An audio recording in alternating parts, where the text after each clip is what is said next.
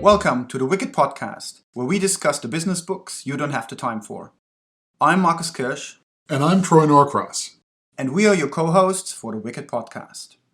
We pick from the thousands of business books out there and test the author's ideas by comparing them to real-world challenges. With over 40 years of projects between us, we've got quite a bit to compare against. We give you the condensed takeaways, followed by our interview with the author. We know you want actions, not theories, and it is actions that we want to help shape, because that's what the Wicked Podcast is all about. So Marcus, what have we got today? Well, today we have The New Science of Radical Innovation by Sunnie Giles. Sunnie has a marketing and business strategy background and a PhD in systems psychology. She talks about how to apply the principles of quantum mechanics on leadership and organizational behavior. And she talks about things like Six Sigma being outdated because it eliminates variance, whereas today we should be fostering variance. So, Troy, what do you think our takeaways are? So one of my takeaways from the book was that the title is The New Science of Radical Innovation. But what I think the book is much more about is about getting organizations ready for radical innovation. And that's how I found it to be really interesting. She looks at radical innovation is the quality that you want, and what's the organizational structure that you need to be able to create that environment. Absolutely. And I think one of those things that really sticks out is to shift leadership or governance from being a decision-making process to being an enabler.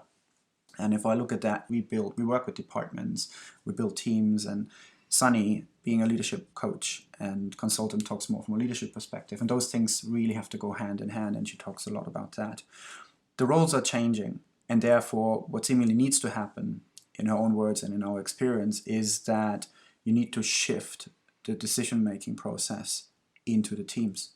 So teams need to embrace not only to be able to make decisions or be confident about it, but actually to somewhat embrace the failure that comes with that.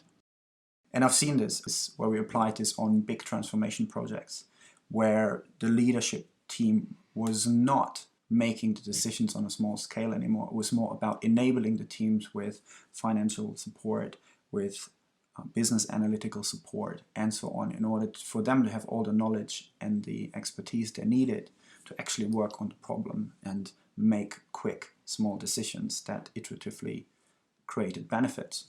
So I know what she's talking about when she said it should be an enabler. And I can see that leadership is struggling with what to do. So in my opinion, my experience, what works quite well is really to enable the teams with all these different pieces they will need, including maybe the budget, including giving them time, money and other resources and assets that they need in order to do the best work they actually can, because that enables them to make the right decision. And I think part of their decision process has to be knowing what's the direction of the organization, what are the goals and the objectives, and how do their individual goals and objectives line up and roll up into the top of the organization. And the better that alignment is, the more trust the leadership is going to have in giving the people on the ground the ability to kind of make those decisions because they're closer to the actual work being done. I think another thing that I have found over the years is incentives. So whether we're talking about incentives for a promotion, incentives for a pay rise, incentives for bonuses, all of those incentives really have to be aligned not only with the organizational objectives, so you can see why you're doing it and when you do, how it impacts the business. But in an innovation culture, you've got to have incentives that do not penalize you for failure. At the end of the day, in innovating, you've got to try lots of different things. And if your incentive structure creates an environment where you're afraid to try different things, then you'll never actually take the risks and never make the big breakthroughs. Mm-hmm. That's absolutely true. And I think also because incentives can go a long way if it gives you a sense of purpose, or that you see the impact you're creating. And that goes back to the transparency you were talking about.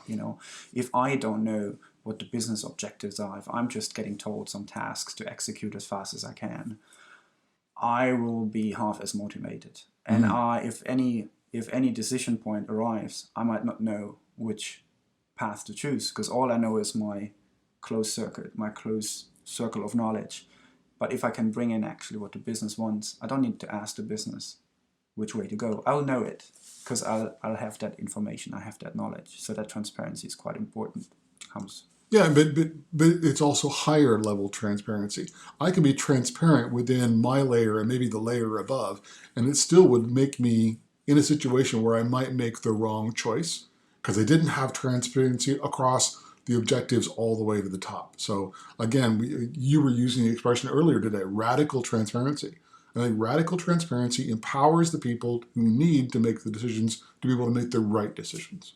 Exactly. So what businesses likely need today, you call it somewhat incentives. Maybe one version of those incentives is this transparency, this communication, and the knowledge that can flow from the top to the bottom and back, so that the top, once they make their top line decisions and give directions, can then be fleshed out in more detail, that direction, by going to the teams, they finding out more detail, and that gets fed back yet again to leadership, and everyone actually then sees how this narrative gets basically how you put meat on the bone, so to Yeah, but speak. it's just like in anything else. It's an iterative process. It's build, test, and learn.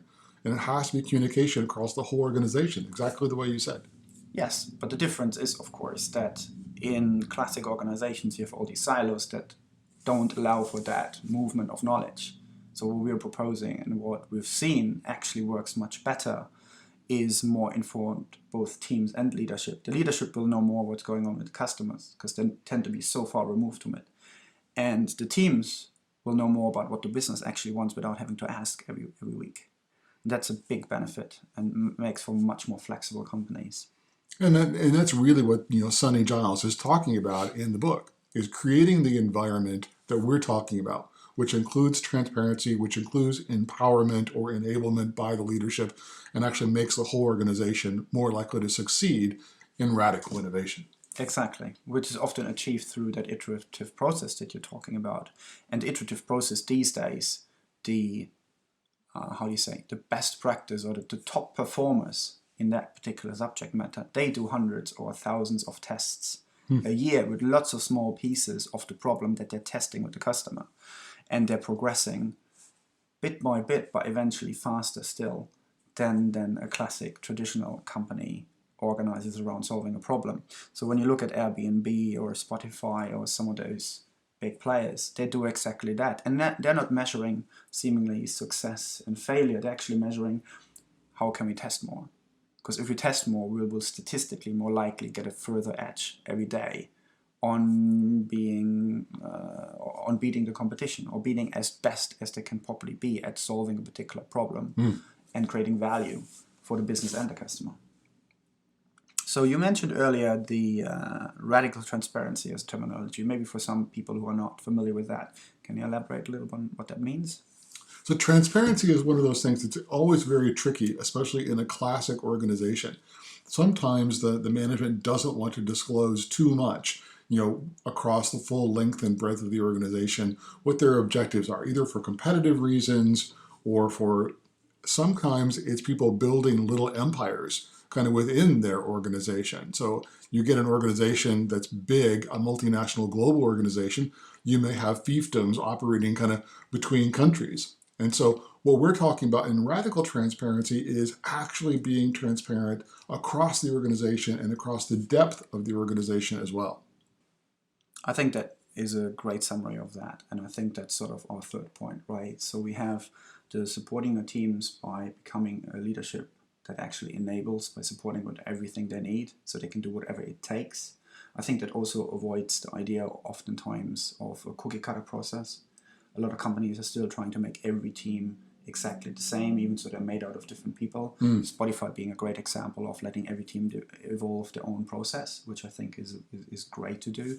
Other companies have shown that then on local levels in different countries and different places, having people evolve their own process and enabling them to do so brings way better rewards than trying to have this cookie cutter process that allegedly saves money but actually makes people do lower quality work. Right. So enabling your teams, then incentivizing them to making them feel safe enough to fail. So putting the right incentives in place and allowing them to fail. So that's sort of how you would explain it. Yeah. So that's our second part. And then the third part, radical transparency as a way to connect all these things together, the leadership and the teams, and have a communication that can go back and forth and iteratively evolve and have the business holistically understand why they exist and what their targets are. That's great. Lovely. So those are our 3 takeaways, and let's have a listen to the interview with Sunnie. Looking forward to hearing that again. Okay, so I'm very excited to welcome Sunnie Giles today, the author of The New Science of Radical Innovation. So Troy and me, we read your book and we have more questions, which is not a bad thing, but a good thing because it inspired a lot of thoughts and conversation on our side. So hello and thanks for joining us. Thank you for having me. It's my delight to be here. Yeah, we've both enjoyed watching your TED Talk as well. Was that a fun experience? Oh yeah, absolutely. Oh, it was very rigorous. I have to tell you, because I had to memorize the talk word for word pretty much, and it was a boot camp for 6 months. Oh my goodness. And you have to stay within the big red dot, right? Yeah, exactly. Yes. See, I'm the kind of person who likes to walk around and kind of wave my hands, and I'm afraid I would wander right up to the edge of it, and somebody in the back of the stage would be saying, get back in the red dot. Yeah, I know. It's actually pretty big. All right, Marcus, do you want to ask a couple of questions? You are talking about a change of management, a change of mindset. So tell us a bit more about why do you think we need this particular change in management and leadership today? Well, so it all comes down to what's happening in the business environment. Things are changing so much, and now we need a completely different competencies to be successful in this new business environment. And what made the executives and leaders successful in the less complex world of the industrial era is not working anymore. In fact, those tools are counterproductive and it contributes to the demise of the organization. So that's why what I notice in a lot of my clients is that they're very disoriented. They feel they're very confused and unstable because insecure because things are changing so fast and they know they need to change intuitively, but they don't know what to do. And my book is designed to give them a big picture perspective of what's happening in the environment and what they need to do to navigate through the rapidly changing world of complexity effectively and successfully. In the past, in the industrial era, when things were less complex, the name of the game, i.e., how you win, the basis of competition, is on optimizing the process between the input and the output because things don't change too much. And how you're going to win in that environment is you do a good job and optimize and maximize the efficiency within the organization. And in that environment, the leadership that was required is more of an individual competency based leadership, such as charisma, insight, technical skills, and more of a command and control type of leadership. Because to be successful in maximizing efficiency in the process between the input and the output, the organizational structure was designed to deliver on that premise.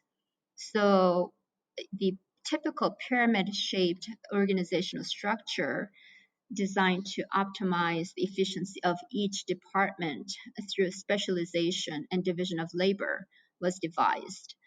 And the entire, infrastructure, as well as the corporate culture, as well as promotion, hiring, and dismissal criteria, are all around, all about the efficiency maximization. But what has happened since then is that the complexity in the business environment has increased dramatically, and as a result, things are changing so fast, and if you just spend your resources and time optimizing the process between the input and the output, and what comes at the end of the output is not relevant anymore to address the issues that were relevant before the process started, because things are changing so fast. And you're constantly playing catch up, and you're not effective in successfully navigating that complexity. So that's why now we need to play a whole different ball game. This is a whole different ball game, and which means you have to change the rules. You can't play by the old rules anymore, because you are going to get. And I think that sums it up really, really, really, really nicely. I mean, the title of the book is The New Science of Radical Innovation. And what I find a lot of times is when companies say, oh, we want to be innovative, what they typically mean is we want to be incrementally better. Because incrementally better is lower risk and it's easier to understand than to be innovative, which is to actually take risks and try something that is fundamentally, essentially different. Mm-hmm. Yeah, and it's interesting that you mention efficiency. When I look at the change and transformation projects and innovation projects I work in, when I work with teams, even today you have still a large amount of people in companies are fairly okay with a command and control kind of structure. There are still, a large amount of people who are very comfortable with this. To give an example, a large number of workers at Zappos, for example, they couldn't even deal with that, and basically they had to leave the company because of the change or the new ways of working in terms of control that Zappos implemented. What needs to change? What needs to happen to bring as many people on board into this new way of control of organizations that you're talking about? Yeah, the tools that and structure, as well as the frame through which we see the world, have to change in this new business environment. And if we typically people think business transformation, it's about technology. It's that nothing can be farther from the truth. It's not about technology. It's about cultural transformation. Without the cultural transformation, whatever technology you introduce to the organization in a digitalization or whatever it is, it's bound to fail. And it's really important to educate educate the workforce, educate the employees, and the overall leadership team as to what's happening in the environment and why we need to do this. When you can establish the why, then it makes it much easier for them to see where we're going. Yeah, I mentioned that in my book as well, the Zappos holacracy concept. And some people felt very uncomfortable with that. I mean, because we didn't grow up, none of us grew up in that environment. It's just what we were hired on, what we got promoted on, and what we got fired on were all based around efficiency maximization. And that doesn't work anymore. So to bring people along, establish the mandate as to why we need to change, and also establishing a cultural expectation and norms, new cultural norms all around the behaviors that are designed to catalyze innovation. So that, I think those are important things that we need to work at from the top level of any company. And what about the people who are unable to make the change? What about the ones that, as much as they want to, they're like, no, I still need somebody to tell me what to do each and every day. They're unable to come along with the change. Well, so there is a saying in the U.S. military. It's they say, well, I'm not going to say the bad word, but it's in essence, it's poop or get off the pot. Right. So the tide is changing. Either you have to poop or get off the pot. Yes. And I think that's a reasonable approach too. Yeah, so because it's more important to protect the cultural norms of the company that is designed to ensure the firm's success and overall viability. Well, it's interesting probably to look at. So I sometimes like to look at an organization as a very artificial construct, which essentially it is, right? It's not organic nature. It's something we came up with, we shaped in a particular way. And you mentioned earlier the Industrial Revolution that introduced something like de-skilling. People tend to be actually quite complex, but Industrial Revolution simplified people essentially and reduced them to a single skill set.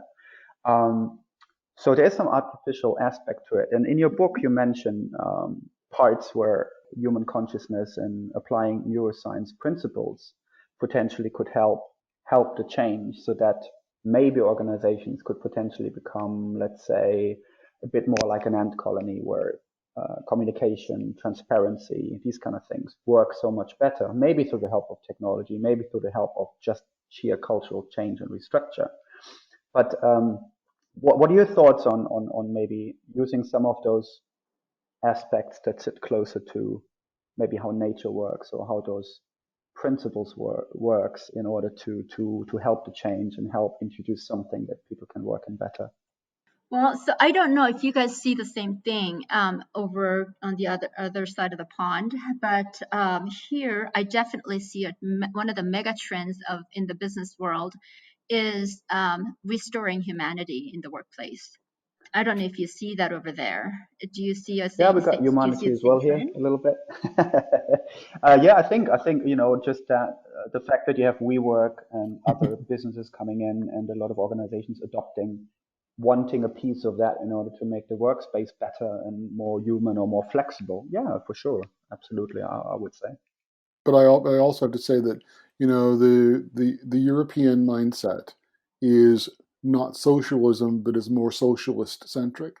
And I Mm-hmm. think that the American capitalism can be far more brutal. And so I Right, think that right.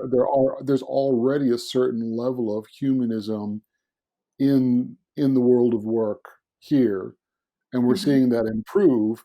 But I think that the space or the gap for improvement is not as big as what you might see.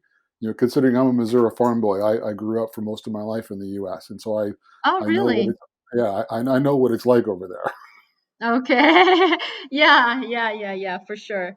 So yeah, that is one of the major trends I noticed in the management consulting for business these days.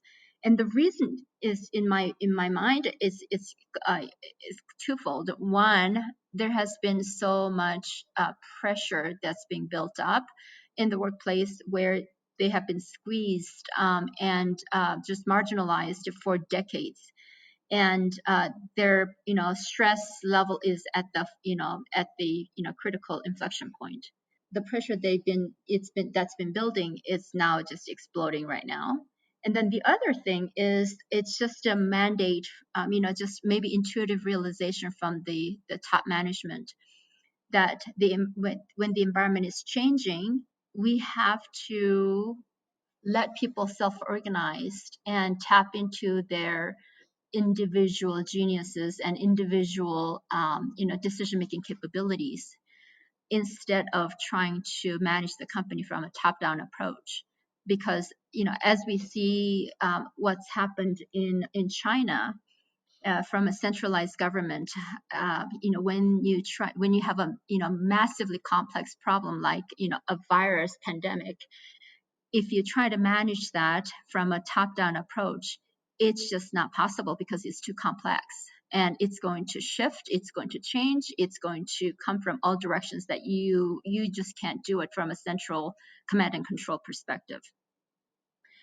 And when you have a really complex problem like that, the best way to do that is to let people use their individual self-organized decision-making capabilities, and their geniuses, their talents, and their differentiated um, uh, skills. That's the best way to do that. And that's why it's really important to restore humanity in the workplace. So in terms of going back to the question about consciousness, so what we talked about, consciousness has huge deep roots in quantum mechanics. And of course, as you both know, my book is based on quantum mechanic principles. Renowned physicist Eugene Wigner said, when the province of physical theory was extended to encompass microscopic phenomena through the creation of quantum mechanics, the concept of consciousness came to the fore again. It was not possible to formulate the laws of quantum mechanics in a fully consistent way without reference to the consciousness. We go through all this, elaborate, very complicated quantum mechanics principles, and at the end of the day, what it comes down to is actually reverting to consciousness, human consciousness. And I thought it was really nice how you tied those two pieces together in a way that was digestible and understandable, especially with the anthill example. Yeah, thank you. It took me a long time. Thanks for the kind words. It took me a long time because I could see those principles, and my biggest challenge was to distill them down to a level that's accessible to the general public. It took me like 4 years to actually come up with the framework and then an approaches to make it more digestible. That's why it took me so long. And when I get to that same kind of thing, and it takes whether it's 6 months or 9 months for a simple marketing message, or in your case, 4 years for Mm-hmm. some really interesting concepts, what I find is I've told the story that I know in my head dozens or hundreds of times before I finally find a way to tell the story that people can, oh, I get it. Mm-hmm. The kind of light Right, bulb right. moment. Yeah. Yeah.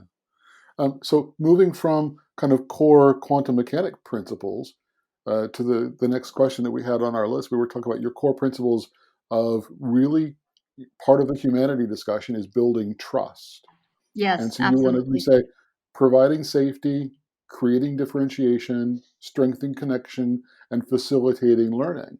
And I think Yeah. all of those things, when done well within an organization, do indeed, support humanity, build trust, and continue to grow. I guess my question is I've had the privilege of living all around the world and seeing a variety of different cultures. And yes, Mm-hmm. I can see those four working in Western cultures. Do you Yeah. think they apply in Eastern and in other cultures? Yeah. So I think every culture has, all of these components as part of their building blocks.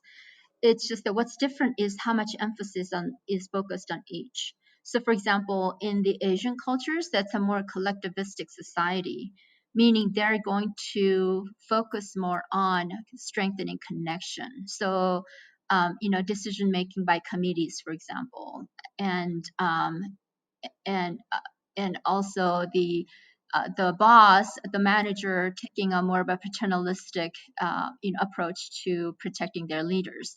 That's so they have a stronger emphasis on strengthening connection, whereas in the Western culture, the heavier focus is on creating differentiation.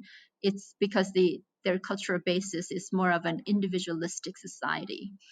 So creating differentiation is more emphasized. So self-organization and the cultural expectation where individual thoughts will be more embraced instead of decision making by a collective body.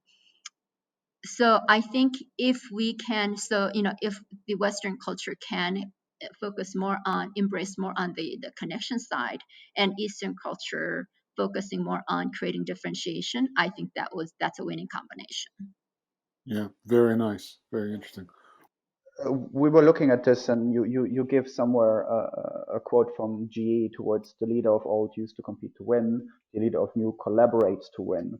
And there's always a dynamic, of course, in any market between how much do you collaborate and how much do you compete, because there's always competition, Mm-hmm. but there's always some level of beneficial Mm-hmm. collaboration. Now, the future probably needs to collaborate more, and we're going to talk a bit later Yeah. maybe about the coronavirus at the moment, where collaboration is hyper essential. But in a typical commercial Yeah. market, blockchain famously is a thing that only works best if a whole industry or multiple companies, even so there might be competitors, adopt it and collaborate on it. That's where the real value lies. And maybe it's a good example for that. But generally, so how do you see the Mm-hmm. dynamics between how much as Yeah. an organization can I collaborate and still distinguish myself to a competitive advantage, or to position myself in the Mm-hmm. best way or different to my Yeah. competitors? Right. What are your thoughts on that? Yeah, absolutely. By nature, you are, as a firm, you are going to have to compete.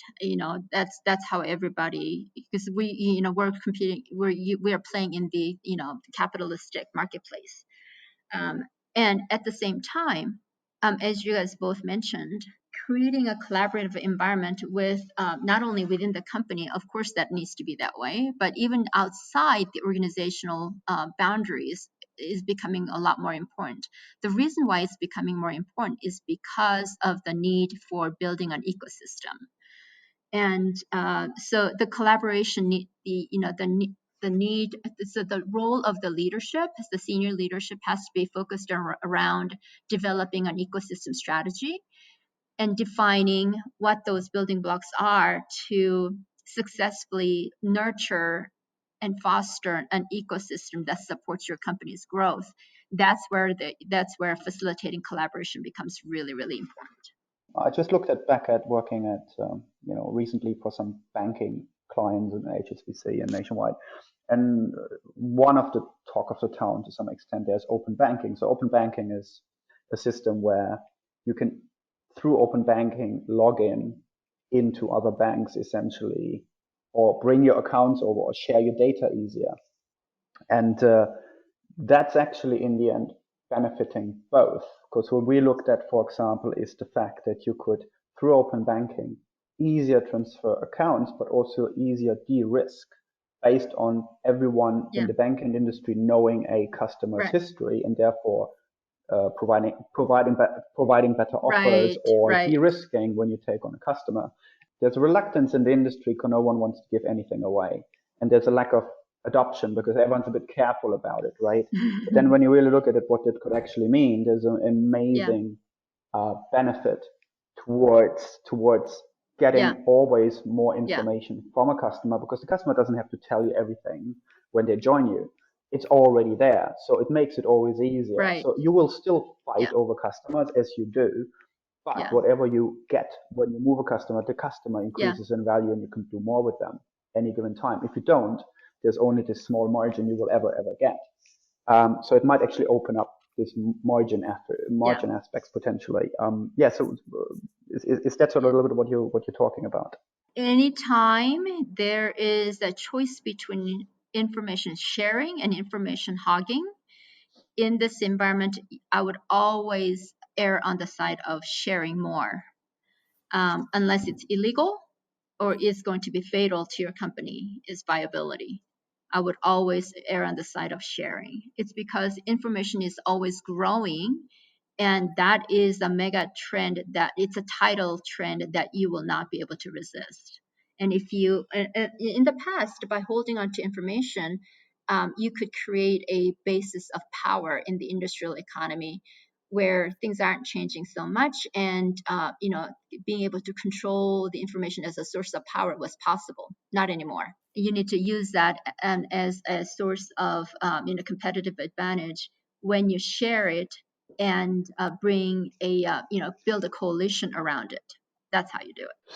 So would you say, therefore, this has become sort of a baseline or a commodity that you should not ever try to build any margin off or on top of in this case? Is that sort of what we're talking about? This kind of baseline of like, that's what anyone expects anyway, that doesn't create that much value for the customer, therefore you should be doing it.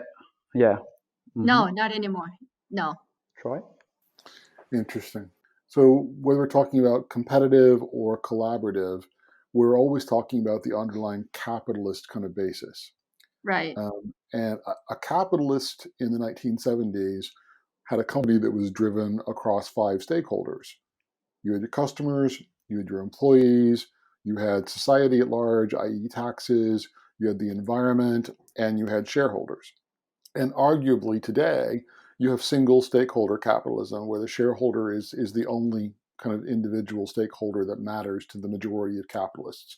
The others are only there so long as it's for the benefit of the individual kind of shareholders. So when we look at your example with Netflix, you say Netflix is doing a great job of leading within their organization, which is do what is in Netflix's best interest. But if you look at Netflix capitalist approach, it's do what's in our shareholders' best interest. And how do you rationalize those two? Well, so that brings up a very interesting point, which is the, I guess, disconnect in the expectations of the management and the shareholders. What I mean by that is that, so, to be successful in this, challenging business and VUCA environment, volatility, uncertainty, complexity, and ambiguity environment, companies have to take a more long-term approach, and developing an ecosystem has to be one of the major pillars of that strategy. And when you do that, ecosystem takes a long time, and it takes a long-term investment and perspective, and more of a consistent approach to develop it.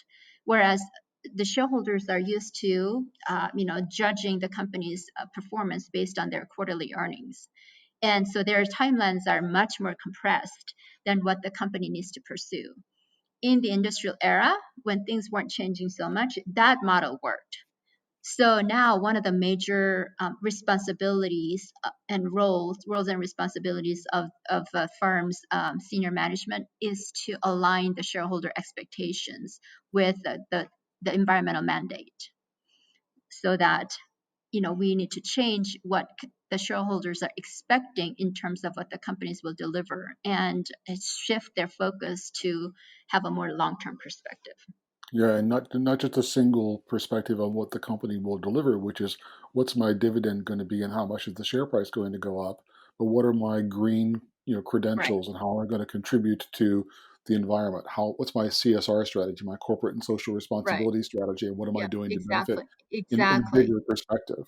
Exactly. So when you look at the entire broader ecosystem, and every company works that way, then the entire society as a whole benefits from it, which assumes that every member company is responsible and has the greater good in mind, and working together, and then staking out a strategy and then position that's differentiated by for your company, that ensures your viability as a going concern long term, at the same time, which is that strategy has to be consistent with the overall ecosystem, and it has to be in harmony with what's happening in the environment, and working with everybody else. And this is why any firm or country that is not working as a good citizen is going to bring down the entire ecosystem. And that's why the peer policing and the principles of peer policing becomes very, very important to monitor and control those tendencies. That's really interesting. And it's really interesting when you talk about what they seem to tend going back to, and you mentioned it before. It's like the human aspect, just to make an organization have a more significant human factor. People are more happy to work there because there's more purpose. There's more purpose to society, essentially, regardless of what you're offering as an organization or company. As one of the big trends that we seemingly see globally. So in terms of leadership, as my next question then, if leaders have to then figure out, Yeah. right, okay, if that's where we're going to go, if that's the direction, that's all great. What are the tools for me to then help me understand that, or help me grab the right bits and pieces and insights in order to get close enough to people's needs for me as an organization to do so? So in particular, for my background, I'm quite interested because I have a design background, so I work a lot in service design and human-centered research. So I look a lot at new behaviors and needs and insights on those. But I wonder, how do you see leaders and leadership benefit from some of those new tools and capabilities in order to maybe make more sense or be more proactive themselves and understand what needs to be done and which direction to go? Well, so I guess my immediate response to that, in terms of the design thinking, is that, I mean, at the core, at the heart of the design thinking is the principle that starts with empathy. When you have empathy with the user and understand their frustration, understand their even unspoken needs that they're not even aware of. When you can detect those things, that becomes the building block, the starting point for you to develop something that's massively popular in people. And in a similar vein, with managing organizations, it's not really managing anymore. It's more of empowering and facilitating and guiding. So in the past, if you were to, use a command and control approach, this is more of a nudging. The leader's role has to change dramatically from a very closely supervised delegation and command and control to more of trusting them, empowering them to unleash their own genius, self-organized, and trust in the process that self-organized employees will come up with something that you have never thought about, which can brilliantly solve the problems at hand, even solve problems that have not even been defined. So when you trust in the process, and your role as a leader is to provide a safe environment where people can test and experiment and learn, and provide the platform and tools to share those learnings in the organization, those are really most important building blocks for the new quantum leadership that's required in this business environment. I like the example when someone brings that up to say, just because we don't have a dress code at work doesn't mean suddenly people are going to show up naked, right? So it's not going to fail just because we stop controlling what people Right, are actually exactly. working. So I was like that idea, but it also feels like that variance, right? So you talk about variance and that previous managerial processes try to reduce variance. That goes back to efficiency, right? And now we're talking about embracing variance. Can you elaborate a little bit more on that, please? Yeah, exactly. It's again, it all goes back to the changing business environment. When the business environment is not changing, the basis of competition is efficiency maximization, which calls for minimization of variance.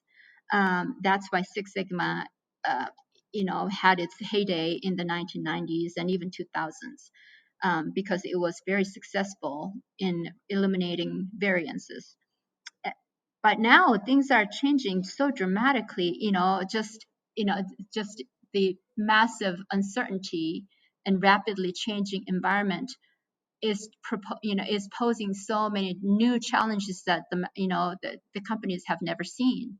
In that environment, tapping into the collective intelligence of everybody in the company and have them develop their own solutions based on their individual geniuses and their differentiated talents and skills is going to be a lot more effective in addressing those unforeseen, never before seen challenges. So from the perspective, you need to actually increase the variance.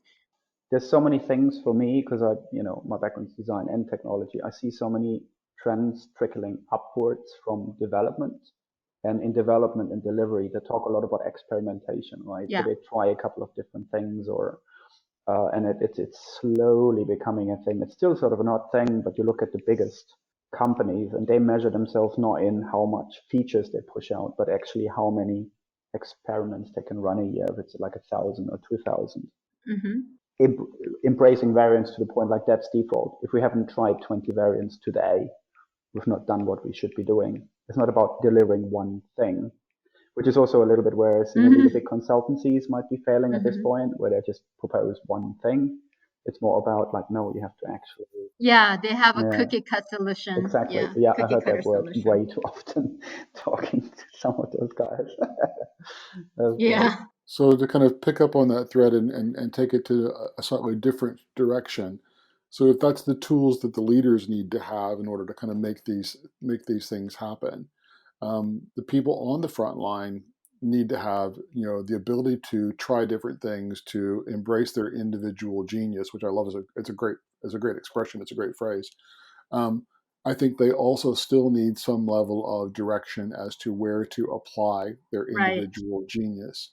And part of the problem that I've seen in big organizations in the past is that you wind up with these individual fiefdoms, people that are building their own little kind of organizations, and the goals and objectives align within the individual fiefdom, but they don't necessarily roll up. And so I continue to tell people, if you can't see a direct correlation between what's going to get you promoted or going to get you a raise and moving all the way to the top of the company, and then how Yeah. you're moving the company's top objectives, there's a problem.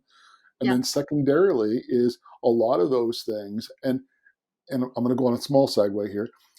People, when they do their resumes, or in the EU, and they call them their CVs, they want to see numbers. I improved sales by 37% in Right. 2019, and it's all very, very quantitative.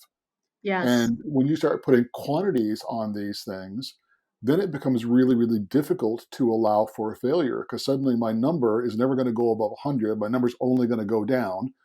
So I'm not going to take risk. And qualitative things like, I learned these 4 new amazing things that make us better as a company. And there's no way for somebody in accounting to put that number into a spreadsheet. So it's kind of a 2-part question, which is, A, how do the people on the front line know what to do? How do you communicate it? And B, how do you measure it? Right. That's a very, very difficult question to address. In my mind, the short answer is that it's going to take time. It's going to take a cultural shift as a society. It could take 100 years to get there. But overall, when we each as individuals try to look at the overall picture, the big picture perspective, and what am I contributing, as well as what am I getting out of that ecosystem overall. And so from the organization's point of view, establishing the culture of reciprocity and becoming a good citizen, being a good citizen, that needs to be institutionalized and rewarded and then set as a cultural expectation. It's easier to do it within an organization because you have many levers that you can pull. It's harder to do at a society level because you can't impose any consequences. The citizens in a society collectively mature and practice those principles and live a higher law and unleash and rely on the power of peer policing, which is the peer pressure based on those cultural norms and expectations. So society as a whole has to mature and start living a higher law, and it all starts with the individual. When I choose to recycle, I know that is not going to have any significant impact on reducing global warming, but I choose to be a good citizen. I am doing my part. If everybody did that, it will make a big difference. So, but it all starts that's how as that's how you address the systems issue.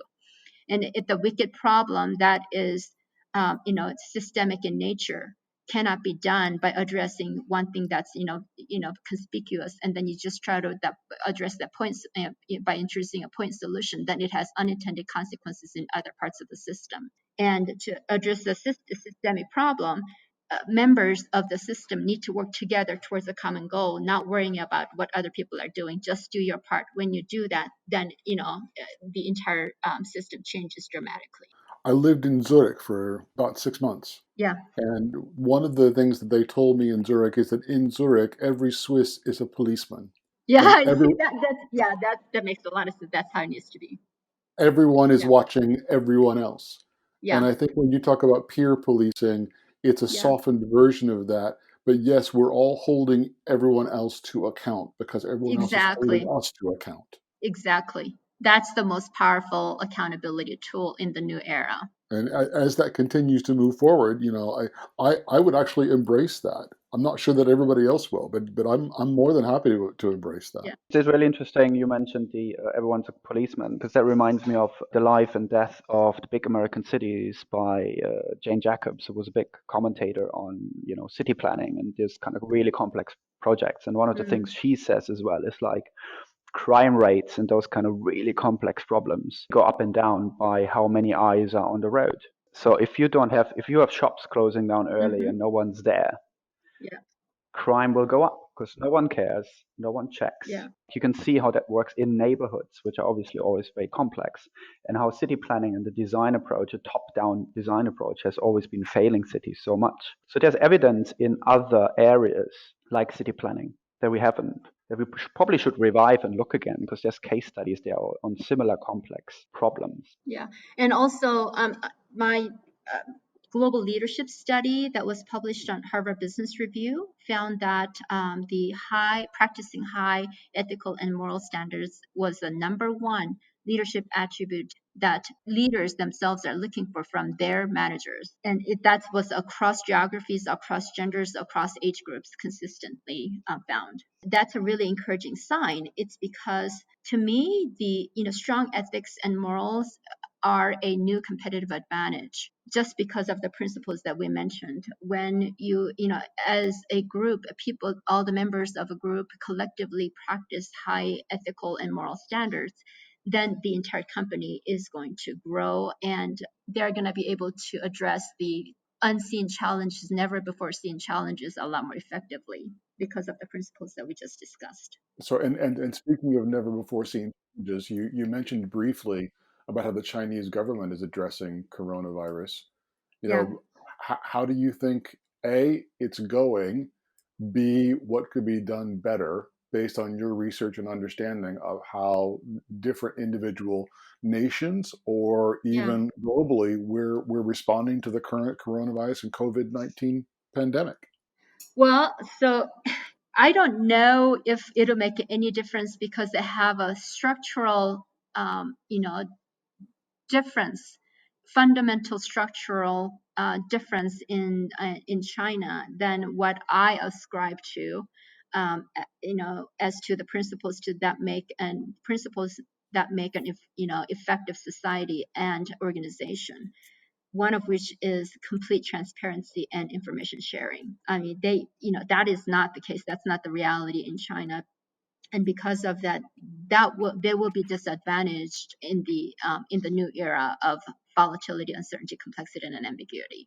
They have Okay. to hold on to the information, as like I said, in the industrial. They're using the industrial era model. They're trying to hold on to that information to use it as a source of power. But that's the old model, and they're gonna face challenges because you can't stem the tide of information wanting to grow. That's just a natural tendency. Information is going to grow, and it's going to spread. And how are we doing in the Western cultures? Oh, it's much better because I mean we are a lot more open, and even sharing of information. I think there's a lot more expectation that information will be shared. In the That's just my feeling. But that's just one data point, and so if somebody does a research on that, that would actually be a good thing. So that's just my perspective. Can I throw a wrinkle in that? Yeah. I'm going to throw the wrinkle that we've got a whole lot of people that are sharing a whole lot of information that's not based on fact. That's not information then. Okay, but we have to take into account there are a whole lot of people that actually proxy out their critical thinking to other people. And they do indeed think a lot of the stuff that's out there is information, even though a lot of other people would disagree. All right, that's all that I have. Sunnie, it's been really nice talking to you. Marcus, do you have a wrap-up question or anything? Thank you.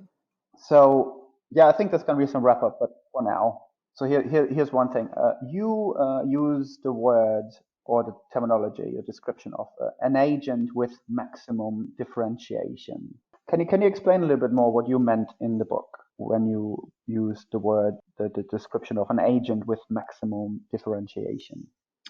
Yeah, so I think I would like to address that question from two different angles. So one is, as an individual level, and the other one is at the organizational level. At the individual level, it's going to be important for you to create your maximum differentiation, in that you bring your own thoughts and own skill sets, own talents, and things like that.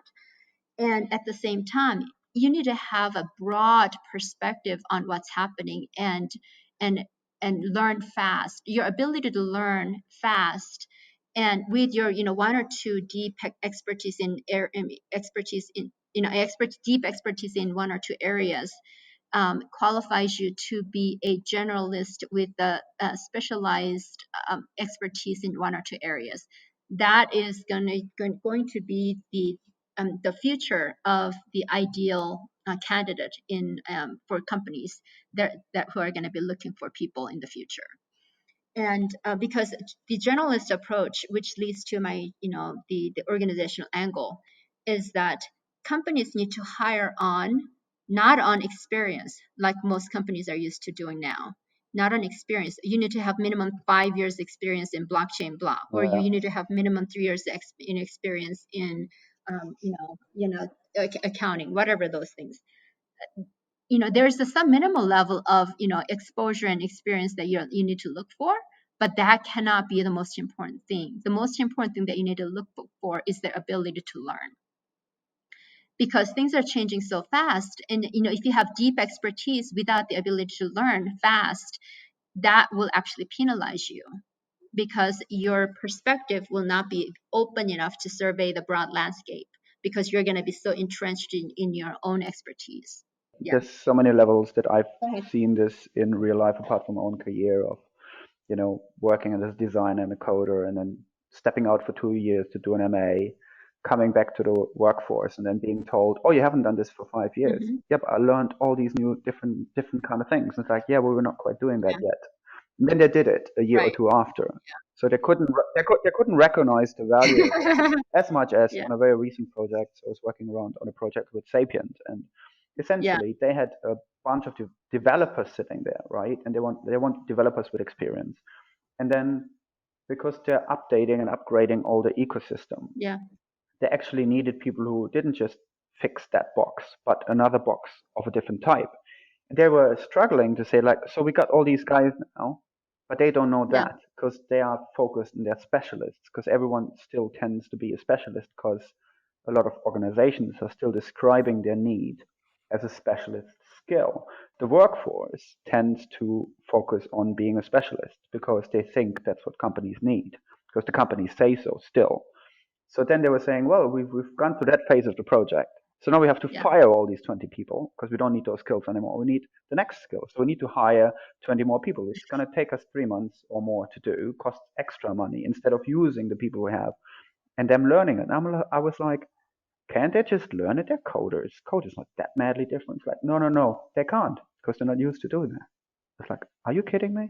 It's like people, if, Yeah. if people know they need to be flexible, they will be flexible. But if companies are still defining these requirements and capabilities, it's like, no, we need a specialist with X amount of years. People won't apply and people won't feel comfortable doing anything else because they think they have to do that for at least 5 years and not do so. I think what you're describing is actually spot on, because companies need it. HR and the requirements don't define it like that, but they actually need that flexibility of like, you need to learn while you're doing, and you need to keep learning, keep learning, keep learning. And I sometimes like to explain that or look at it a little bit as a modern polymath or something like that. And the way you described it is probably close to Yeah. how everyone describes Yep. what they call T-shaped. And I heard about T-shaped people being so Yeah, valuable for exactly. like 10 years now at least. Yet I've yet had to find a single CV Yeah. or Mhm. a position description that actually embraces that. And right? Look for It's a weird, right? T-shirt. Yeah, exactly. So I think you're absolutely Yeah, spot on exactly. there. Yeah.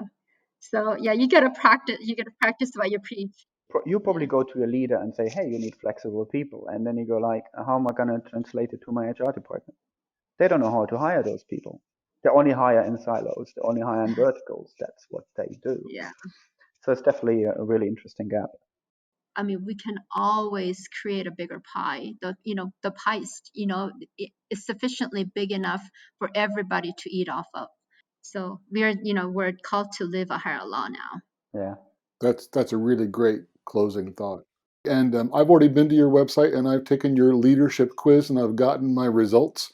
I found the link in your book, but I'm not going to discuss my results. I might have room for improvement. We all do. Well, it's been an amazing good start for our podcast. I think this was an absolute pleasure. I would love to That'd meet be you guys great. in Well, let's person. get rid Yeah, of I that would love to meet you guys coronavirus, in and person. then We can. let's absolutely do that. There's a lot of parallel to my book, and I hope that in some small sense we can contribute to people listening to this. Thank you so much for having me. It's been a pleasure. Thank you so much. Thank you for listening to the Wicked Podcast, where we read the business books you don't have the time for. You can find all relevant links and a way to contact us in the description. And please like, share, and subscribe, and we hope we see you next time.